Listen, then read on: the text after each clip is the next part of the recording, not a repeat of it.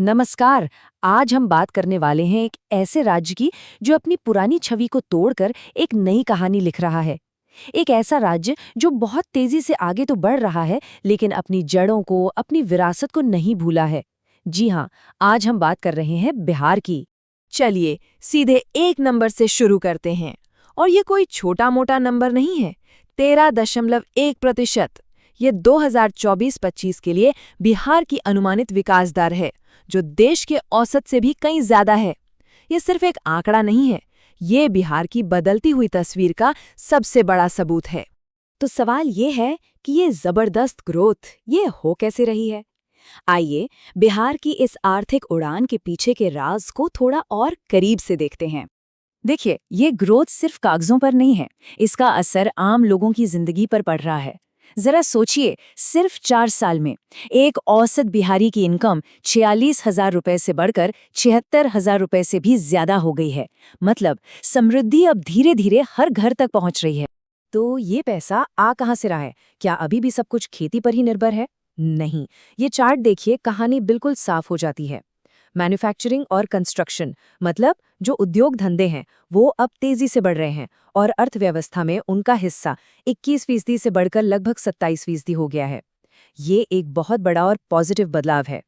लेकिन ये आर्थिक विकास ये हवा में तो नहीं हो रहा है ना। इसके लिए एक मजबूत नींव चाहिए, और वो नींव रखी जा रही है इंफ्रास्ट्रक्चर में भारी भरकम निवेश के जरिए। चलिए देखते हैं कि एक मॉडर्न बिहार कैसे बन रहा है। आंकड़े देखेंगे तो तस्वीर और भी साफ हो जाएगी। बिजली की खपत वो लगभग 3 गुना बढ़ गई है। इसका मतलब है उद्योग चल रहे हैं, घर रोशन हो रहे हैं, सड़कें पहले से कहीं बेहतर हो रही हैं और हवाई अड्डों का जाल भी बिछ रहा है। और सबसे बढ़िया बात पता है क्या है? ये सब कुछ पर्यावरण का ध्यान रखते हुए हो रहा है, जिसमें सोलर एनर्जी सबसे आगे है। बिहार सिर्फ आज की नहीं सोच रहा, बल्कि आने वाले कल की तैयारी में भी जुटा है। और इसका सबसे बड़ा उदाहरण है बिहार एआई मिशन। मतलब सरकार अब आर्टिफिशियल इंटेलिजेंस जैसी एकदम नई टेक्नोलॉजी का इस्तेमाल करके गवर्नेंस को बेहतर बनाना चाहती है और देश के लिए एक मिसाल कायम करना चाहती है। लेकिन रुकिए, बिहार की कहानी सिर्फ एआई और एक्सप्रेसवे तक ही सीमित नहीं है। असल में ये एक ऐसी जगह की कहानी है जो जितनी तेजी से भविष्य की ओर दौड़ रही है, उतनी ही मजबूती से अपनी गहरी सांस्कृतिक जड़ों से भी जुड़ी हुई है। और इस सांस्कृतिक गौरव का सबसे बड़ा प्रतीक है बिहार दिवस। ये सिर्फ एक छुट्टी का दिन नहीं है, ये उस दिन का जश्न है जब बिहार ने अपनी एक अलग पहचान बनाई थी। तारीख थी 22 मार्च 1912, वो दिन जब बिहार का जन्म हुआ। और ये पहचान ये कोई तोहफे में नहीं मिली थी। अली इमाम जैसे दूरदर्शी नेताओं ने इसके लिए एक लंबी लड़ाई लड़ी, वो भी संवैधानिक तरीके से। 1912 में बिहार एक अलग प्रांत बना।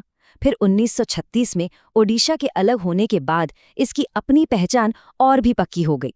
और देखिए कितनी दिलचस्प बात है कि 2010 से इसे एक बड़े त्योहार की तरह मनाया जाने लगा, ताकि नई पीढ़ी भी अपनी जड़ों को समझे और उस पर गर्व करे।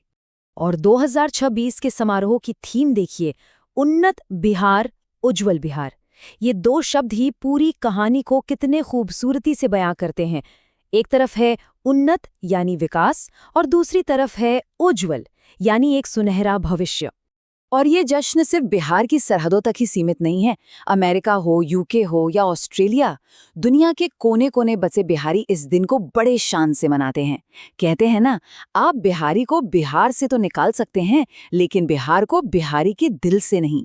लेकिन इस ग्लोबल जश्न का दिल वो तो पटना के ऐतिहासिक गांधी मैदान में ही धड़कता है। यहीं पर 3 दिनों तक मुख्य समारोह होते हैं, जहां संगीत, कला और संस्कृति का एक अद्भुत संगम देखने को मिलता है। तो ठीक है, हमने आर्थिक विकास देखा, सांस्कृतिक गौरव की बात भी की, लेकिन एक सवाल उठता है, क्या ये विकास सिर्फ कुछ ही लोगों के लिए है, या फिर इसका फायदा सब तक पहुंच रहा है? चलिए देखते हैं कि ये प्रगति कितनी समावेशी है। जरा इस नंबर पे ध्यान दीजिए, 15 गुना।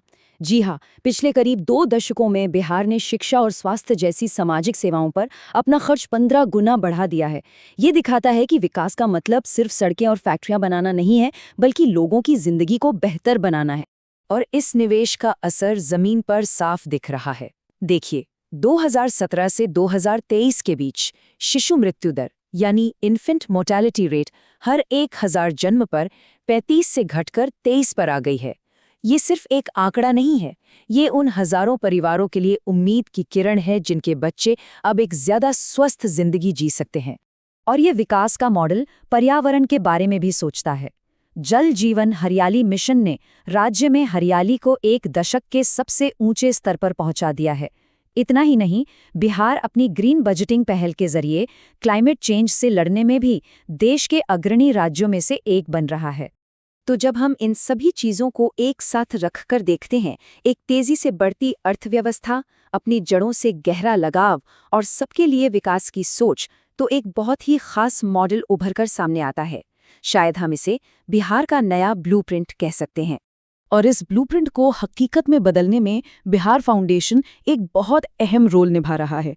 इसका मकसद बिल्कुल साफ है, बॉन्डिंग, ब्रांडिंग और बिजनेस। मतलब दुनिया भर में फैले बिहारियों को एक दूसरे से जोड़ना, बॉन्डिंग, राज्य की एक नई पॉजिटिव इमेज बनाना, ब्रांडिंग, और साथ ही निवेश के नए मौके भी पैदा करना, बिजनेस। और यही बात हमें हमारे आज के विश्लेषण के आखिरी और सबसे बड़े सवाल पर ले आती है। क्या बिहार का ये सफ़र, जहां आर्थिक प्रगति और सांस्कृतिक विरासत हाथ में हाथ डालकर चल रहे हैं, क्या ये विकास का एक नया मॉडल पेश कर रहा है? ये एक ऐसा सवाल है जो सिर्फ बिहार के लिए नहीं बल्कि हर उस समाज के लिए मायने रखता है जो आगे तो बढ़ना चाहता है लेकिन अपनी जड़ों को खोना नहीं चाहता। सोचने के लिए एक बहुत ही दिलचस्प ख्याल है ना?